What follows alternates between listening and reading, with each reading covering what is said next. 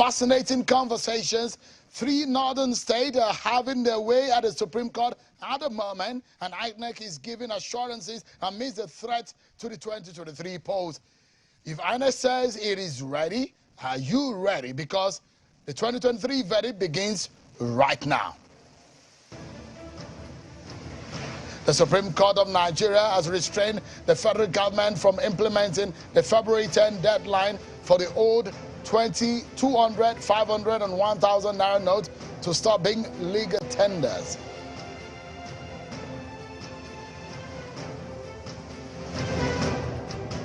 And the INEC chairman is giving assurances that it is ready for the 2023 elections.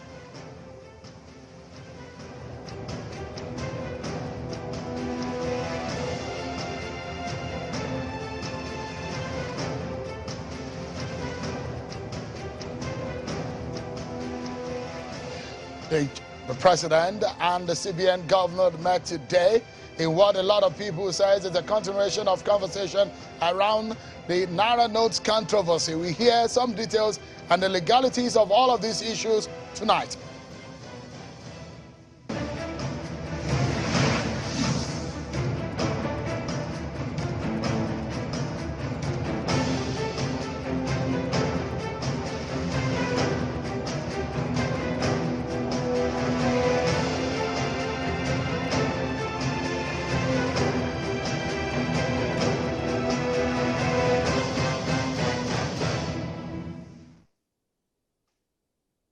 Hello, everyone. Welcome.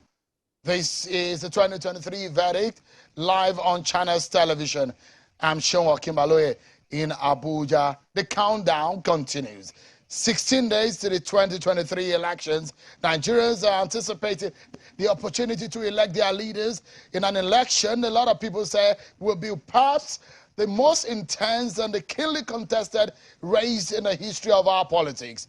February this year, very few weeks away, Nigerians will be counting and making sure that their votes count across the country, and we're keeping tabs on all of that. Well, the talk is getting more intense, and election preparation is rife. We continue to monitor the major stories for you, and tonight will not be an exception to the rule that we have created for you as far as this election is concerned. But before we get deeper into all of the major conversation for tonight, let's check out some of your election news updates.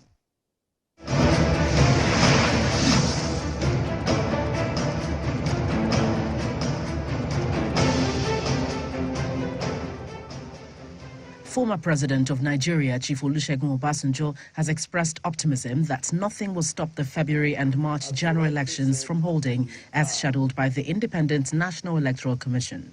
Obasanjo stated that in spite of the ongoing protest across the country over scarcity of new Naira notes and feel with its attendant effect on socio-economic well-being of the people, Nigeria should approach the election with all the seriousness it deserves. The Nigeria Immigration Service has confiscated a total of 6,216 national ID and permanent voter cards from some migrants in 21 border states in the country. The Comptroller General of Immigration, Mr. Issa Jere, made the revelation at a retreat organized for senior officers of the service in Abuja.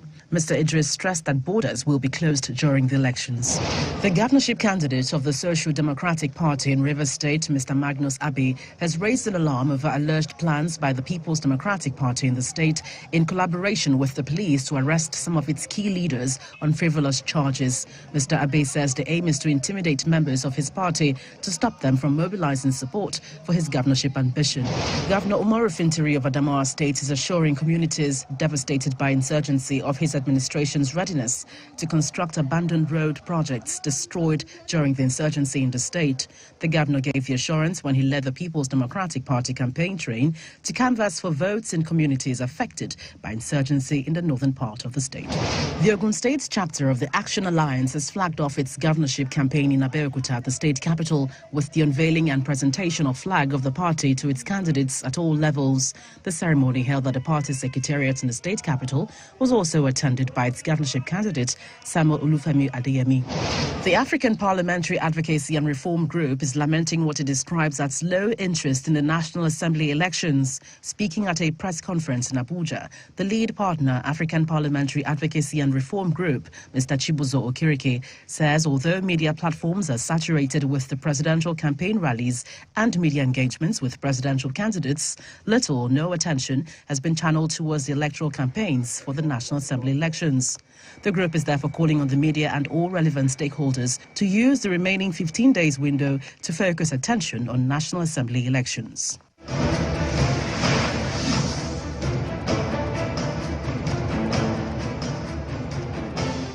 Of course, we'll tell you every time that this program is interactive, and we're seeing some of your views you're sending to us on some of the topics that we are following tonight. Don't forget to continue to send those views in, and we get some of them read on the program. 2023 verdict at channelstv.com is the email if you need to send one.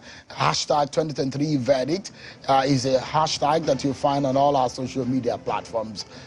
So everyone, stand by. Let's test the temperature. What is the campaign looking like today? We're keeping track of all of that for you. And the state of the race, this is what it looks like right now.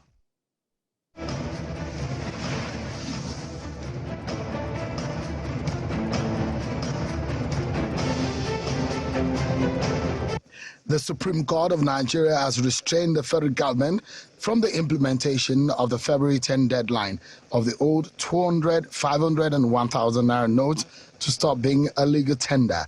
Three northern states, Kaduna, Kogi and Zamfara, had in a motion ex parte filed on February 3rd, per the Apex Court, to halt the Central Bank of Nigeria Naira design policy. And the Independent National Electoral Commission, INEC, has affirmed that the two major encumbrances faced by the Commission have been resolved. For this reason, he is assured that the elections will hold as scheduled. The INEC boss identified petrol scarcity and currency challenge as the major problems, which have now been resolved. So be rest assured that the election will hold as scheduled on the 25th of February for national and on the 11th of March for the state elections. The presidential candidate of the All Progressives Congress, Bola Tinubu, today took his presidential campaign to Kogi State, where he promised the people of the state that his administration, if elected, will revive the Ejakuta State Company and make the state an industrial hub if voted into office. And the presidential candidate of the PDP, Atiku Abubakar, who is also in the northern state of Yobe, in continuation of his presidential campaign, has pledged to open all international borders to allow economic activities as well as improve security in the country, especially the northeastern part of the country.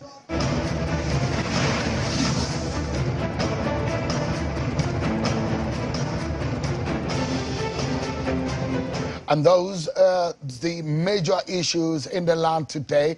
And as far as the campaign train is concerned, so a major story today, if you heard, if you have not, is a Supreme Court judge ruling, or order rather, restraining the federal government from implementing the February 10 deadline for the old 200, 500 and 1,000 Naira notes for to stop being legal tenders. Three northern states, which are Kaduna, Kogi, and Zamfara, they went to the Supreme Court. Some people will say the right place to go, because if there is a dispute between the federal government and the state, Supreme Court usually settles them. And so they went and prayed the Apex Court to halt the Central Bank of Nigeria's Naira redesign policy. Let's get some expert opinion on this. Are there some confusions? Don't forget, there was a High Court order saying that the CBN or the federal government that cannot suspend the policy. Now, the Supreme Court has weighed in. This is an injunction in some, as lawyers would describe it, meaning hold on this particular matter until we hear the substantive matter. So let's get some perspective from a very senior lawyer in the land, senior advocate of Nigeria, Mike Ozehkome, a professor of law. Congratulations on your professorial cadre. Thank you very much. I appreciate you. It's good to see you. Welcome, Nigerians. Yeah. Our brand new elections country we have here. Yeah, thank you so much. Country. Everyone that's come here at Side Zone, thank you so much. I appreciate it. Good to see you again, Mr. Ozehkome, or Professor Ozehkome. In fact, someone congratulating me said, you know, Nigerians love titles. Yeah. He said, he started the letter like this: High Chief, Professor, Doctor, Sir, Barrister Mike Ozehkome. And I said, so which one do you want me to wear? Which one do you prefer, though? Well, I've used Chief long enough. Yeah. I've used Doctor long enough. I've used Sir long enough. I think there's no harm. Is using professor. I'm a professor. And you look professorial too. Thank you so much, Prof. So let's get started. The matter before us this evening is the Supreme Court and the order given today. Help us make sense of the order by the Supreme Court, which it gave on the Naira swap policy of the CBN in view of the existing order of the Federal High Court, of the High Court. I will start like this. It's like the relationship between the Agama lizard and the crocodile. They all belong to the same class. They look alike. But we know who is superior. In the hierarchy of Nigerian laws, the Supreme Court is the apex court. That is why they call it Supreme Court. Supreme, beyond which there is no other court. And what that means is that all other courts in the hierarchy of courts must blow muted trumpets when matters are being heard. So, notwithstanding the fact that a high court or federal high court had granted an order telling the CBN, you can stop this Naira swap policy on the 10th of February, as you have decided to do. The Supreme Court today said, hello, don't do that. Allow the old and new Naira, allow everything to be in the same position. We call it status quo ante bellum. The state of affairs before the crisis broke out. Allow it to continue. Come back on the 15th of February and let us hear you people. Let me say this. Let me enter a caveat for Nigerians. The Supreme Court has not decided the matter. All it has done is to fall back to a decision like Kotoye versus CBN, that in matters of extreme urgency, you can grant an interim order, even if it be ex parte, to prevent the subject matter of the suit being truncated.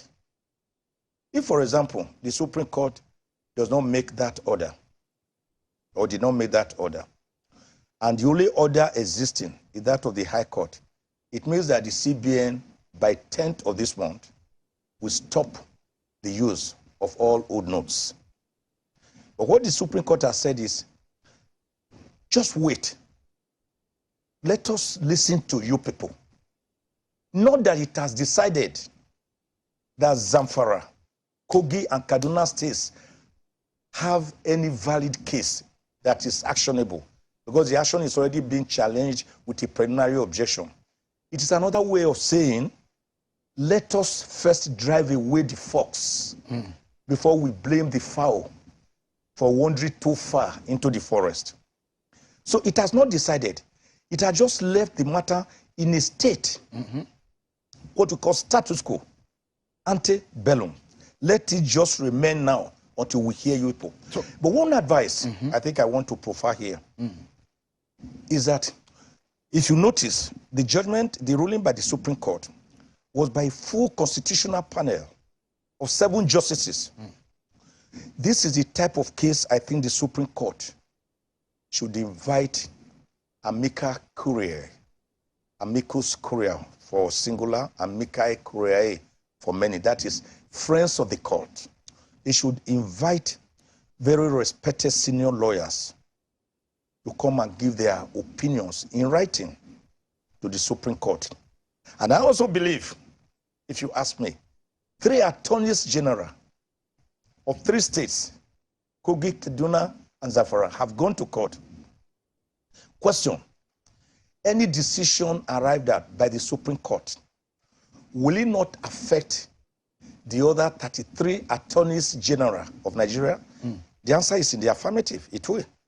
I also think that this is the type of matter in which the Supreme Court should also suo motu, even if they do not apply to be join all the attorneys general of the Federation, so that the matter could be decided once and for all.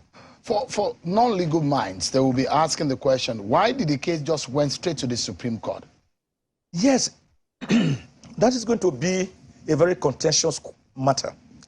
I'm not here to prefer solution or to side one party against the other, but I think it will be in the interest of Nigeria to throw up the issues so that particularly non-lawyers, non-legal minds will be able to understand the issues arising.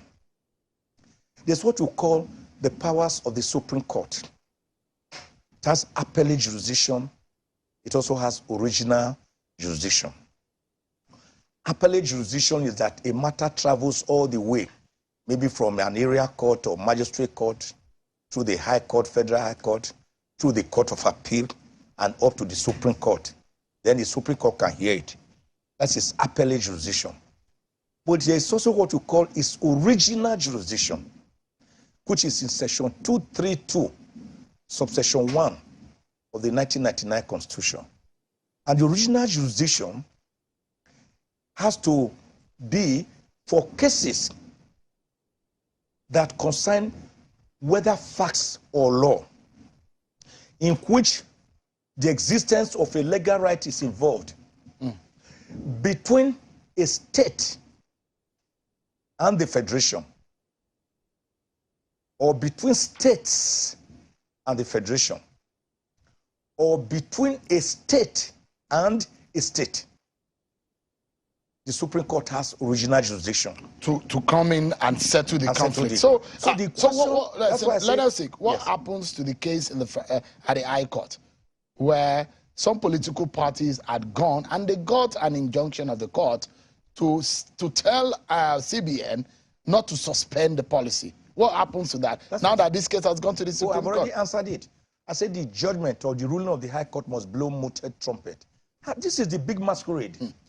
The Supreme Court of the land has come out to speak. The little masquerade. We'll have to keep short. We have to keep short. All right. Let's look at the implications. Look at it this way. Okay. There will be chaos and anarchy and confusion if 2 courts that are dissimilar in terms of potency and power begin to wrestle with each other, throwing mud on each other. The Supreme Court is called the apex court. And in the case of Adegoke Motors Nigeria Limited versus Adesanya, the Supreme Court said the Supreme Court is final in the sense of all finality. It is final not because it is infallible. It is infallible because it is final. So we can't be talking about a judgment or a ruling of a high court here when the big master has come out to roar. The lion has roared. The antelopes, for now, must keep quiet. Let's look so that there will be no confusion. Let's look at That's why you call it the hierarchy of courts. Let's look at the implications of all of these cases to the average Nigeria. And I mean, maybe you have some of the new notes. Maybe you don't have any problem with the policy, or I mean, just like some other Nigerians. But in your own view, Leonard Sick, what do you think are the implications of this policy, the timing, the manner in which it has gone on the average Nigerian? Let me shock you on Nigerians. I only saw the 500 Naira note just one piece. The new note. The new notes. I saw it. And someone said, that's the new note. And I said, this note that looks faded, even before it has been used, I compared it with the present 500 Naira notes bearing the portrait of Zik of Africa, Dr. Nnamdi Benjamin Azikiwe. And I saw that the quality is simply not comparable. One looks like a very fake version of the other. So, yours sincerely, I've only seen one note, 500. I've not seen any other. So the question of even having money. So you've experienced the scarcity too? Yeah, of course. Now, let me tell you what is going on. Nigeria over-dramatizes. That is why I've said we don't even practice democracy. What do we then practice? Which, that democracy, that system of government defined on November 19, 1863 by Abraham Lincoln in his Gettysburg Declaration, have said elsewhere that we practice one, electionocracy. Electionocracy is a system of government by which every 4 years we go into the ritual of electing our governors and president and senators. And after electing them, they use 1 year thanking the electors. They use the second year working. By the third year, they have started electionary campaigns. So there are no democracy dividends. Now, I said that is electionocracy. We also practice judocracy. Judocracy is a system of government in which voters vote. Votes are counted. The votes counted.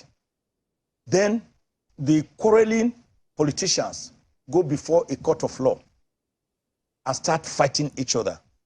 The matters get to court. A governor is midwifed and delivered in the bowels of either the High Court, Court of Appeal, or Supreme Court, which may go against the will of the people as expressed in the ballot box. That is what we call judocracy. I also say we practice executocracy. Executocracy is a system where the executive arm of government superimposes itself and terrorizes the other arms of government using its hooded security agents to terrorize them. Then finally, I said we practice legislatocracy, a system where the legislature is a Mr. Yes, Sir, President, or Mr. Take a Bow, Senate, when a person is to be screened. And this legislature makes laws not for the good governance of Nigeria, but for everything where budgets are padded and where under sections 88 and 89 of the Constitution, which are supposed to be their oversight functions, they have to ask for padding of their own budget before they can approve. So these are the systems of government I say we operate. You don't think that we have grown at all in our democratic Oh, no, practice? we have not grown. Look, Sheung Okinbaloye. From 1999. We have not grown. It's stunted at best. It's stunted growth. I will call it the fate of the barber's chair. Look at it. This is the fate of the barber's chair of perpetual motion on its axis without progress. That's what we have been experiencing. Oscillating at one spot. Oscillating, at times even retrogressing. But let them say, just a moment. Let me tell you why I'm saying this. How many Nigerians know that after Queen Elizabeth II died in September last year, that his son, Prince Charles III, who is now King Charles III, has since become King of England? Let me surprise you, and many Nigerians who may not know. The Bank of England, since December last year, rolled out a policy that by mid-2024, that's giving about 1.5, almost 2 years ahead, the present £5, £10, £50, 20 will see to be legal tenders. So between now and then, the Queen of England's face and head are still of the currency. Now, how many Nigerians know that the title Queen's Counsel, QC, which is the equivalent of our SAN, Senior Advocate of Nigeria, has since been changed to KC, King's Counsel. There was no brouhaha. There was no rokos. There was no wahala. How come a mere change of currency by the Central Bank of Nigeria should lead to a country bleeding, asphyxiating, politicians screaming, common people dying on the streets, fighting? Did you not see some viral video? I cried. I was with my wife. I shed hot tears. The young man stripped himself naked to the shame of a country. What was he saying? He said, I have over 500,000 naira in this bank. All I want to make my family survive, if I can just get 100,000, I will be okay. They told him he could not withdraw. He had no old notes. He had no new ones, but he had the money in the bank. The young man went berserk. The kind of things that lead people to commit suicide. He stripped himself completely naked. I burst out crying. I told my wife, I wish I know where this young man is based, or where he is from, or how to reach him. I will rush some money to him. I cried. I'm not saying metaphorically. I'm saying literally. I cried. If my wife is watching this program, she will know that I cried. And she had to give me a tissue paper to wipe my face. I was touched. So, why do we use simple policies to self-immolate, self-destruct? How come a mere policy? I mean, we have been having, the CBN has been there. The time frame has been there in the last 1 year, 2 years. You could have started a policy like this gradually. I'm not saying the fiscal policy is not good. I must not be misquoted. It has its own inherent advantages. Mopping up money from the lecherous and satanic and luciferic hands of politicians, which they use to buy votes. I'm not therefore talking about the merits. It has great merits. But in talking about merits, you also have to look at the disadvantages. They first started by saying you can only withdraw 100,000 naira in 1 week for an individual, and 500,000 naira in 1 week for a company. When we cried out, they expanded it and said, okay, an individual can now withdraw 500,000 naira a week, and a company 5 million naira. So you are saying a company like Julius Berger, Dantata and so, Cetraco Nigeria Limited, that do business, big business, road constructions, the only money they can withdraw in a week is 5 million naira. And an individual, when my running costs of my chambers alone, my running costs alone in a week is more than that amount they are talking for a company. You are saying all I can withdraw is 500,000 naira. That was the joke of the century. If you were to advise, because elections are just 16 days away, and my question would be, would it have any consequence on the conduct of the election? Although the INEC chairman said, we are all clear, it won't have any consequence. But for the voters, in terms of the logistics of INEC, they say they're all clear. But for the voters, would this policy impact on the psyche, or in any way they affect the conduct or the voters in any way? It will affect politicians and vote buyers more than the ordinary citizen.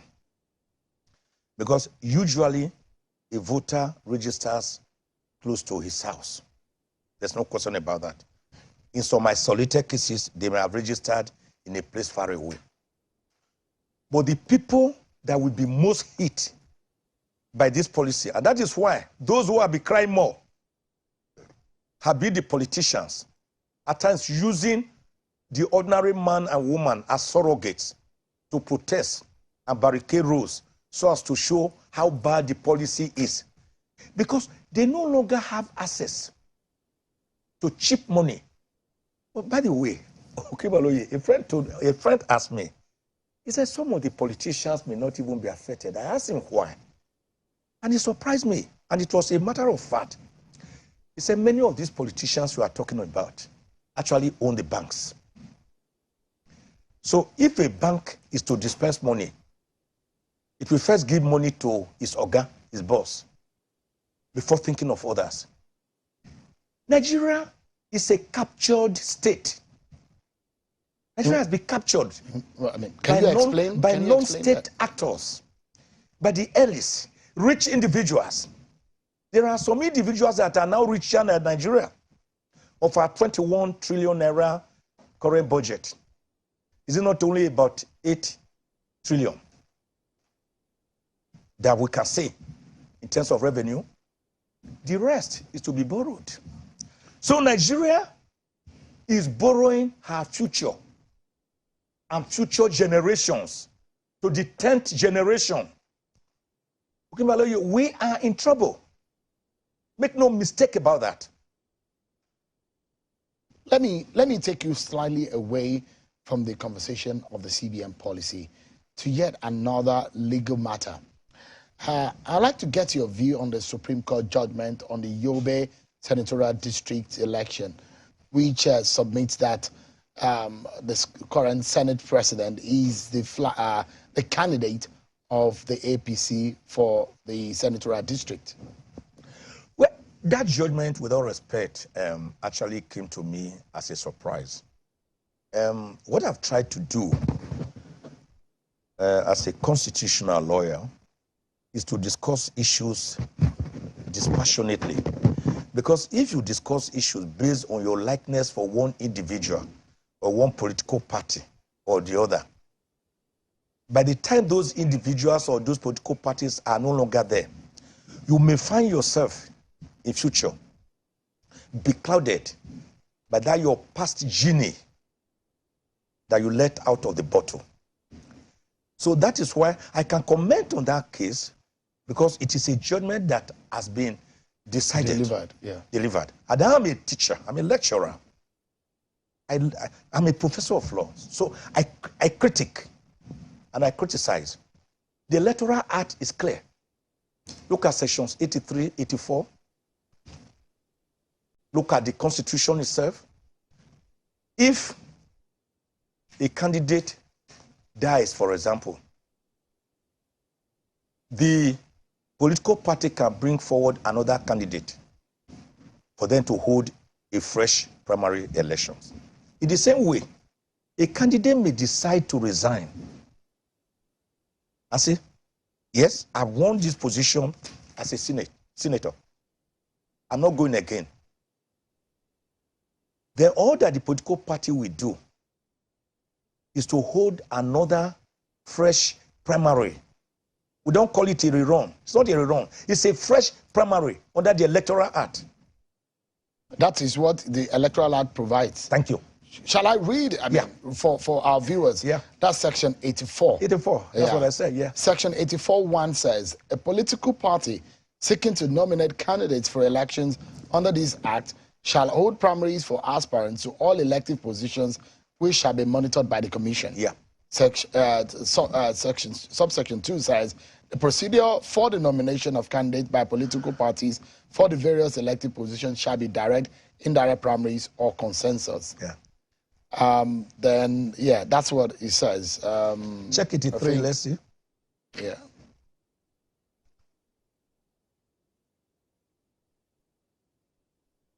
Yeah, 83 is also talking about monitoring of political parties. Yeah.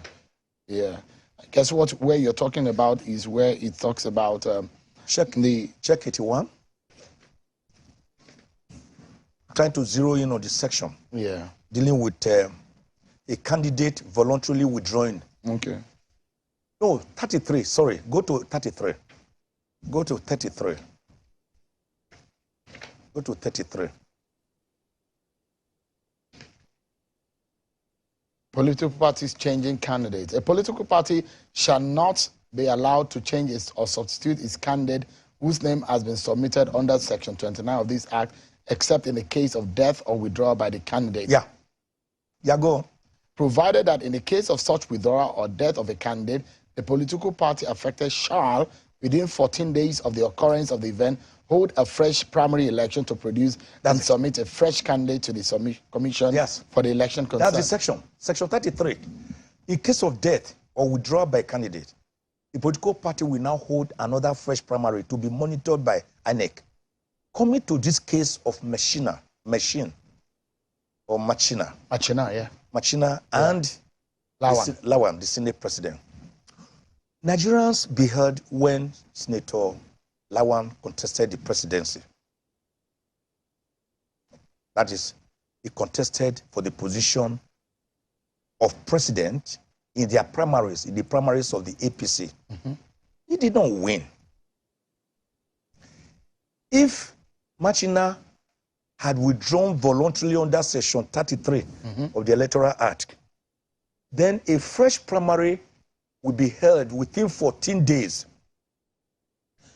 But the facts that I have that are in the public domain is that barely a day after the presidential primaries of the APC in Abuja, Machina, who had already won, was said not to be the candidate again, but that it was now Senate President Lawan.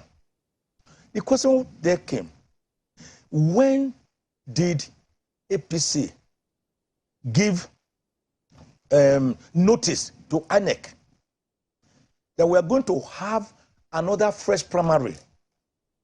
Did Machina himself, who was already elected, did he say, I have withdrawn, such as to even give an opportunity for a fresh primary to be conducted?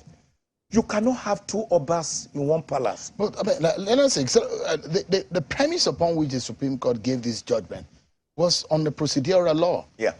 That the filing of the case at the trial court was wrong. And upon that technicalities, the Supreme Court struck out the case. The Supreme Court has warned us again and again that the era of technicalities over substance, the era of form over substance, the era of technicality over justice is gone and buried forever. If you look at the case of Attorney General of Oyo State versus Bello versus Attorney General of Oyo State, decided in 1986 by the Supreme Court, you will see the beautiful dictum of great jurists like Oputa, like Kayode Esho.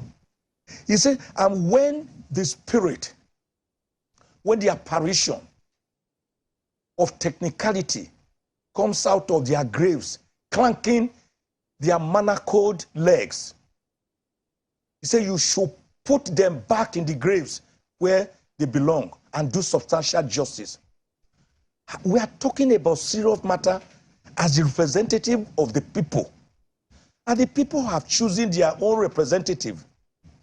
Then you are elevating the issue of form, procedure, of how a case was filed, to say a person who did not participate in the primaries, who was never voted for by the people, we now go and represent the people against a person who was popularly voted for. Let me tell you what is going to happen. I can see what you call protest votes in that constituency, in that senatorial zone. With all respect, the Supreme Court is not just a court of law. It's also a court of policy.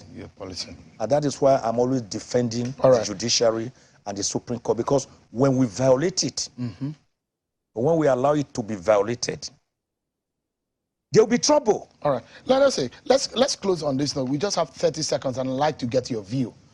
Since the emergence of the new electoral law of 2022 and this election that we have at hand, what do you expect from the 2023 election? What are your expectations? Just in 30 seconds.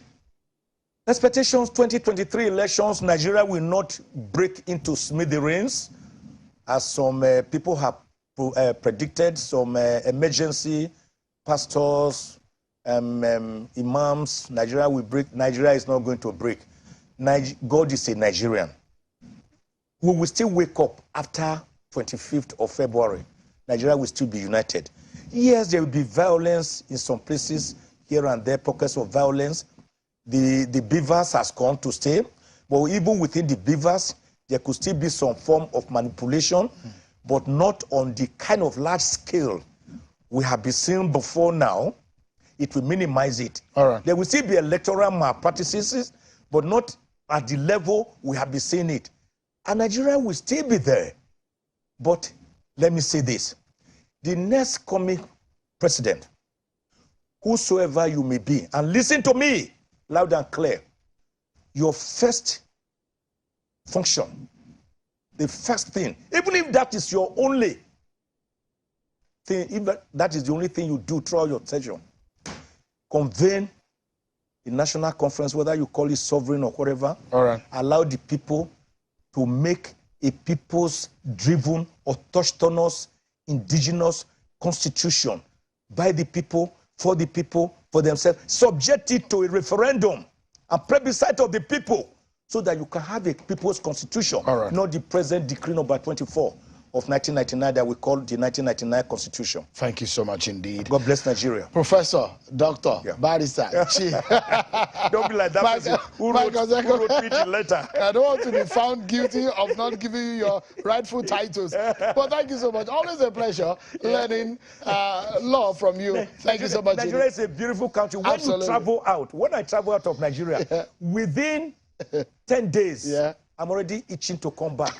There's no country like Nigeria. Absolutely. We love this country, and God bless Nigeria. Dolly Parton's coat of many colors. Thank you so much. God bless Nigeria. Mike Ozehkome, as an advocate of Nigeria. We'll take a break, everyone.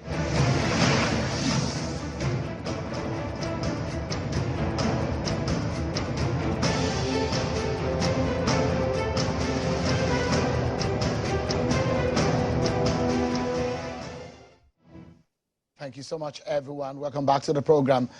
28 states will be having governorship election on the 11th of March.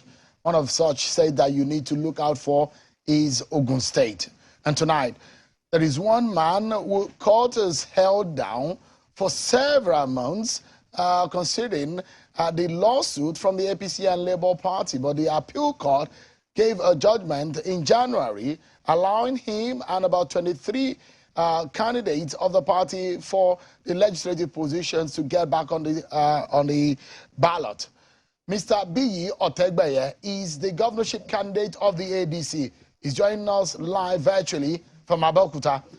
Thank you so much, Mr. Otegbeye, and it's good to see you tonight. Let's begin the conversation. You're perhaps seen as a latecomer, considering the fact that you've been facing a lot of legal battle.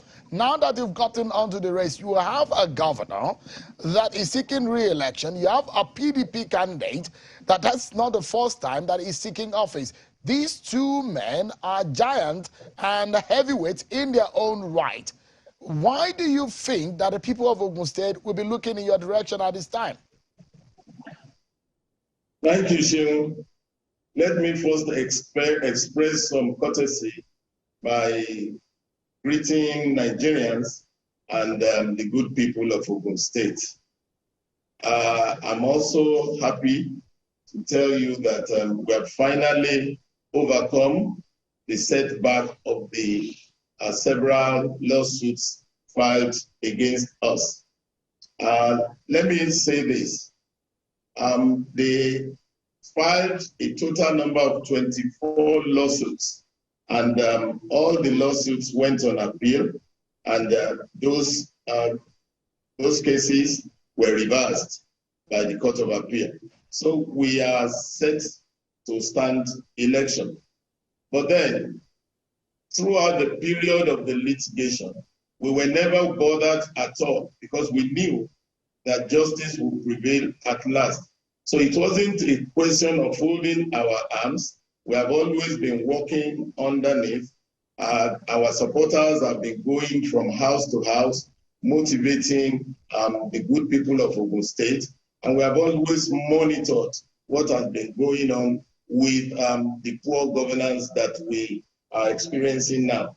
As for the giants, I am not aware that anybody is a giant. Ogun State is so rich and diverse in quality of people that everybody in their own rights have qualities to contribute and values to give. So I don't see anybody as giants or whatever. But then, if you are talking about the incumbency, yes, he is the governor now and he exercises some control. But then at the end of the day, it is not those controls that will decide the direction of election. It is the verdict of the good people of Ogun State on his governance. Now, let me ask you straight up. So we get to talk about some other parts of these election that are important for the Ogun State people. Now, in one of the interviews, you were quoted to have said that I will defeat Abiodun with the help of Amosun. What do you mean by that? Well, that wasn't the exact quote, and I'm sure those who pulled that out, they had their own reason. But let me say this. The endorsement of Senator Ibikunle Amosun had given us in ADC a big boost. And I need to tell you, if you see what Governor Amosun did in 8 years, many people have equated it to record achievements of what can only be done in about 30 years. And his legacy still speaks for him. So to get endorsement from somebody like that, it's a goodwill. And I cherish it, I thrive on it.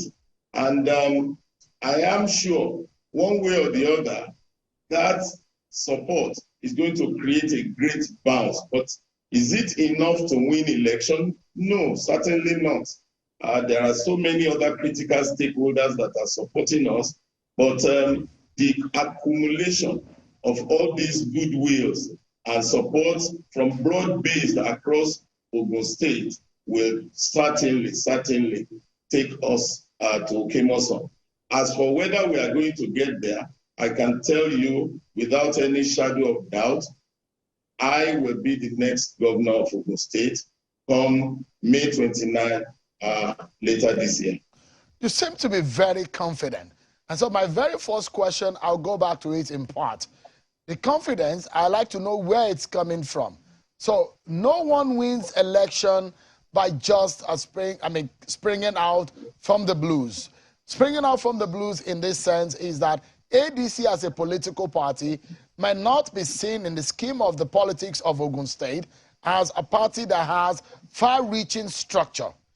How then do you hope to win an election considering political parties such as the APC, with your very good friend, Senator Amosun, who has governed that state for 2 terms on the platform of the APC, and Governor Abiodun who spent another term of 4 years, ostensibly 12 years of APC in Ogun State, and you will see so much that there are other governors on the platform of the PDP in Ogun State. Those 2 parties might be referred to as the party with very strong rooting in Ogun State. So with ADC, or which of these structures are you using? Is it from other political parties, or where is the confidence coming from? Well, Shehu, thank you. If you are close to the politics of Ogun State, it goes beyond party lines. The politics of Ogun State today is determined by the performance, largely by the performance of the present administration. As for the platform that we are using ADC, and I need to take you through some background. African Democratic Congress is not new to the people of Ogun State. That party contested all elections in 2019 and secured almost 120,000 votes. That's not a new party. And then number 2, quite a number of us that became dissatisfied with APC, and I put that figure as close to 56% of the old ADC migrated as a result of disaffection, disagreement, in the party, and we moved to ADC. So what you are going to see, it's a combination of the old brand ADC and a little over half of the present APC. So the APC you are celebrating supposedly is a much cannibalized APC, and they cannibalized themselves. Then number two, why am I confident that this administration will leave? Is their records. Because if you conduct a survey from Ogun East, Ogun West, Ogun Central, across the length and breadth of our state, everybody is tired of this administration. Number one, they are ill-prepared for governance.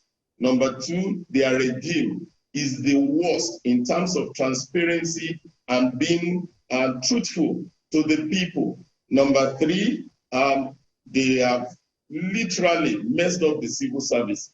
Can you imagine a situation where people are not being paid their salary on time, where retirees are not being remunerated on time, where the facilities have largely been degraded, and everybody is literally tired. So, as I said before, it's their record that will speak for them. So they made it a lot easier, but then it's not just their own failure of governance, it's also the quality that ABC is bringing into the table. Look at myself. I have my own background, with due respect, from the private sector. I am an insurance expert, and at the age of 20, I graduated from University of Lagos. I promoted Regency Alliance Insurance PLC at the age of 31. Today, that company is quoted on the Nigerian Stock Exchange. I am also a lawyer. Aside from all this, I've been exposed to governance and a lot of what is going on in our grassroots. From 2011, I have promoted an NGO called Building Opportunities for Tomorrow. And that NGO gave me an opportunity to go around the grassroots. The focus of our NGO was to provide Medicare and support. And through that NGO, I related with everybody across the length and breadth of our state. So I understand the problem and peculiar challenges of our people. And so, because of that, we have come out with a holistic package to fix Ogun State. What are we fixing? We are fixing the rots created by the present administration. And then we are going to do that by ensuring that 5 pathways to prosperity are implemented. The first one is to make sure that our economic growth, the economic growth of our state, is accelerated, is enhanced, is boosted. Don't forget, all these people that are there now, they brandish figures. They've given us figures of IDR that look so bogus, and one cannot but wonder, if that IDR position was correct, why do you have to owe salary if you are hitting those landmarks that you are touting, that you are making? We are now going to create livable communities, create new towns. The social systems are going to be improved. The civil service, the public service will be enhanced. We'll make sure that the civil servants that have been messed up so much in the last 3.5 years, we build up their morale, we train them, we pay them very well. Then we are going to make sure that people focus infrastructure, not just infrastructure. What you have in Ogun State is a sham. That is just being... Mr. Otegbe, yeah. So if I may jump in quickly now. Please jump in. So, I mean, if you look at Ogun State has benefited a lot from the status of Lagos State. Ogun State is perhaps one of the most industrial, the state with the biggest industrial hub in Nigeria. It's boasts of more companies or more industries than perhaps many of the states in the 36 states of the Federation. That is a plus. What would you be doing with that kind of status that Ogun State has? Should you be elected? You see, the problem with the people that brandish statistics is they veil their statistics in such a way that it will tell the narrative and the stories they want to sell. Somebody once defined a statistician as someone who puts his head in the oven and his feet in the freezer and tells you on the average, I feel fine. Now, what you have only told us a part of the story. The so-called companies, when you put statistics to statistics, about 35% of those companies have died. About 35% of those companies have died. When you look at the incentive that are provided for those companies, then a lot of disincentive. So what would you be doing differently? Should you be elected governor? Now we are going to make sure that we give incentives to manufacturing concerns. Since you are focusing on the manufacturing sector now, we are going to give incentives for them to produce. We are going to make sure that the ease of doing business is improved. Ogun State had dropped significantly in the chart of ease of doing business. We are going to make sure that multiple taxes, they are erased, and we are going to create conducive infrastructural base that will enable them to function very well. Those are some of the things we are going to do. We are not just going to be brandishing. There are people in Naira. Yeah, Mr. Otegbe. Let's wrap. How many companies have died? If you see the litany of companies, medium-sized companies that have folded up in the last 3.5 years, then you will shake your head for this state. It will stop. Let's anchor on this note. I know you've been drenched in the campaign activities, but if there is one thing that you want the people of Ogun State to take note of as part of your capacity that you are bringing on board, because they've not tested you before, so should they want to test you, how do you convince them? If any one of them is watching tonight, the voters in Ogun State, what would you be telling them to convince them? I'll give you 30 seconds to do that, sir. Well, the only thing I will emphasize is that there will be transparency in governance. The gap between the leadership and the people will be bridged. I will make myself accessible to the people. And then the utilization of the resources will be optimal. There will be responsible leadership. Don't forget, the key thing that I am hammering on is failure of leadership. It appears that the present leadership is not prepared for governance. I am prepared for governance. All right. Aside from that, I want to tell you there are blueprints on ground for development, things that previous administration from the time of Baba Oshoba, the time of Otumba Bengadane, the time of Senator Ibikunle Amosun, they had blueprints of development that this present administration have abandoned and discarded for whatever reason they are going to revisit those blueprints. Thank you so much. Sure that the legacy of the founding fathers are restored. All right. B.E. Otegbe is the ADC governorship candidate in Ogun State, and he says he's challenging the status quo. I wish you the very best. I hope before the 11th of January, we'll be able to get you back to speak to you more on the race. Thank you so much indeed, and it's good to see you and talk to you tonight. Thank you, Shion. I appreciate it.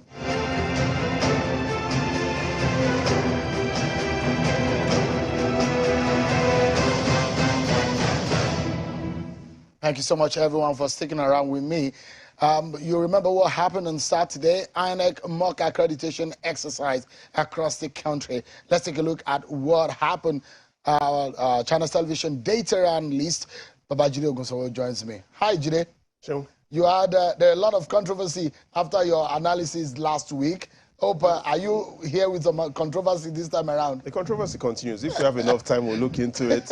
Look at. Well, tonight is really all about the mock accreditation results. But again, you know what a wise man once said: controversy is only dreaded by advocates of fear. Here we stick to the facts. Let's go. So you're starting with a video. Yes, to understand what exactly happened with the mock accreditation, we had 18,619 people participate in the mock accreditation exercise. From what the commissioner said, there were 3 priorities. The first was to be able to allow voters understand and have a good understanding of how the election day will be. The second was to be able to allow the officials have a better feel of the beavers and the technology. And we saw a lot of accreditation go on, and I'll explain what the data shows from the IRF portal. All right, go ahead. We'll show what the data from the IRF portal explains. It all went smoothly. Yes, it did. Majority of the areas we saw the beavers walk. People got into the polling units. They queued. Across the country, there were 436 polling units that were used for this, and that's the spread. 436 polling units. But there are 3. North Central 76, Southeast 60, South 72, Southwest 72, 8, Northwest 84, Northeast 72. That's how it went, right? That's how it went. But people are asking, what were the bases for that were used to distribution? And I'll quickly explain to that. In each state, there were 12 polling units across each of the states. And what the Independent and National Electoral Commission did was 12 polling units per state. Each state has 3 senatorial districts. And so in each of these senatorial districts, there were 4 polling units. I'll explain again. 12 polling units per state and 4 in each senatorial district. That made up the 12. So in the Northwest, for instance, there are 7 states, 12 polling units per state, 12 times 7, 84. In the North Central, you have 6 states, 12 times 6, 72 plus 4 polling units in the North Central. Northeast, same thing, 6 states, 12 states in each. Same thing with Southwest. and South. And the reason why there were only 60 polling units. There are 5 states. 5 states. So that was simple, 436 polling units. Right. But here's the interesting thing. Most of those that came out to vote came from the northern region, the Northwest and the Northeast. Between these 2 zones were more than half of those that came out to vote. For the mock accreditation. For the mock accreditation. And if you add the North Central, clearly approximately 70% of all accreditation happened in the northern zone. So in all terms, all we see is the participation of, you see more interest from the North. Is there a reason, perhaps? It is not really clear, but what we've seen is, we start seeing reasons when we start drilling down into what happened per polling unit. And what has happened is the Independent National Electoral Commission uploaded all the results on its IRF portal. And so if you take time to clearly go through each of the polling units, you'll find some insights. For instance, what you will see is there's a local government in Kaduna, Liri local government, the polling unit, Korea, I hope I pronounced it well, whereby the voter turnout, 77%. In simple terms, in that polling unit for this election, you have 128 people registered. 77% of those that came out to participate in the mock accreditation turned out as we had expected. Well, here's the fact, Sean. If you look at the top 10 state, the top 10 polling units where we had the highest accreditation, 7 of those polling units are in the northern region. So you look at Kaduna, Katsina, we have 3 polling units from Katsina in the top 10. We have Borno, Kebbi. So in all, what we've seen in this mock accreditation is there was more participation from the voters in the north. The northern polling units had the higher voter turnout. So it was only in Lagos and Rivers that could make it up to the top 10. Now, even in Lagos, overall, Lagos performed below expectation. Now, that's just the polling units. So there was a polling unit in Shomolu where 42% of the 156 people that are registered came out for accreditation. If you are looking to look at the top 3 states where the most people came out, it was Katsina, Zamfara, and Borno. Let me put it simply in this way for you. These are the 6 regions that the 18,619 voters came from. In the Northwest, we have 6,054 people registered across those polling units. So we had 77,000 people, 77,820 registered voters in those mock polling units. 6,054 were accredited. So the voter turnout in the Northwest for those sample polling units, only 8%. Voter turnout for the sample polling units in the Northeast, 6%. Voter turnout for those sample polling units in the South-South, 4%. If we have to look at this overall top fact from the mock accreditation, here's what we'll see. The mock accreditation was conducted in 436 polling units, which we explained. There was low voter turnout during this accreditation exercise. Nationally, the average was 5%. We've seen the North have a higher average than the South. But in all, what we've also seen is that the Beavers machine is still more reliable than the backup server. Similar to what we discussed last week, there were still some polling units where the result from the Beavers machine was still not uploaded to the back-end server. So what exactly happened, which we had described last week, which had controversies, we still see that happening in the mock accreditation exercise, where not all the polling units that were used for the accreditation. There's still those who disagreed with the manner in which, the explanation you gave last week. Are there some other things you had to say to buttress the point you made on that, the Osun scenario, which boils on the issue of beavers? So it's like perspective, Sean. That's the glass of water that Professor Ozehkome used. If I ask you, is that glass half full or half empty, what will you say? Well, I wouldn't know. It's not full and it's not empty. So, but what we both agree on is there's water in the glass. Yeah. There are some things that we all agree on, and that's when the INEC conducted the election in July. These were the results that INEC used to declare the winner. They declared the winner based on 403,371 votes for the Senator Ademola Adeleke, and INEC declared the results for Oyetola as 375,027. These are the facts. These are also the facts based on what the tribunal released. The tribunal, in its report, stated that the petitioners had presented a few polling units, 744 out of the 3,763 polling units in Osun State. And the tribunal said, based on those few polling units that were presented, the report on the beavers was different from the one that was presented by INEC from the server.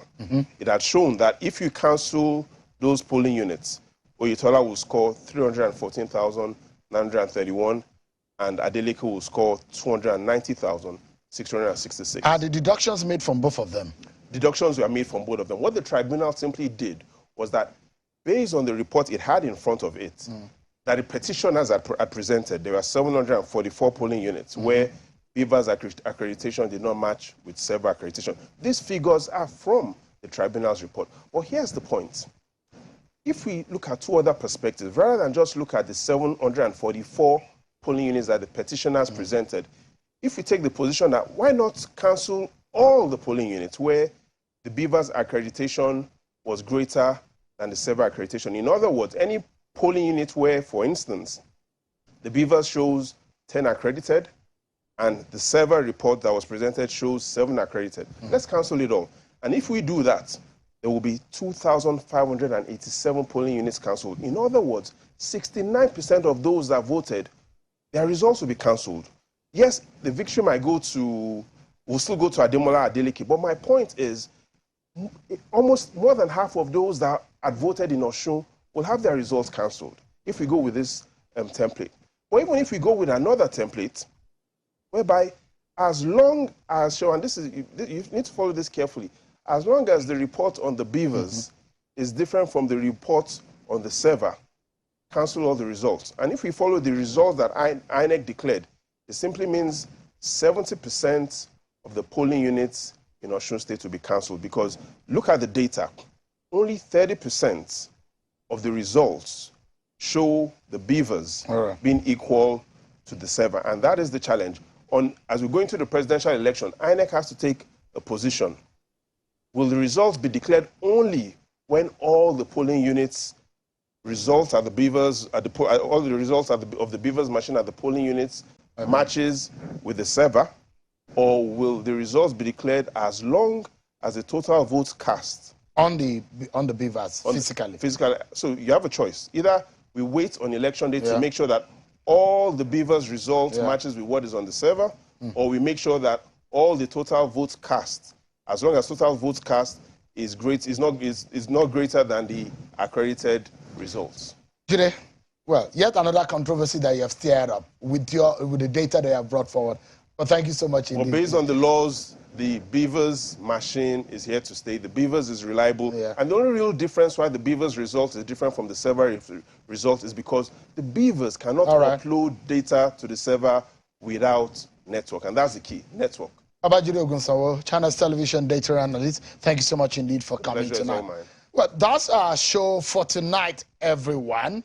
But we're not done with our coverage of the election. We continue until the announcement of the final result is being made right here.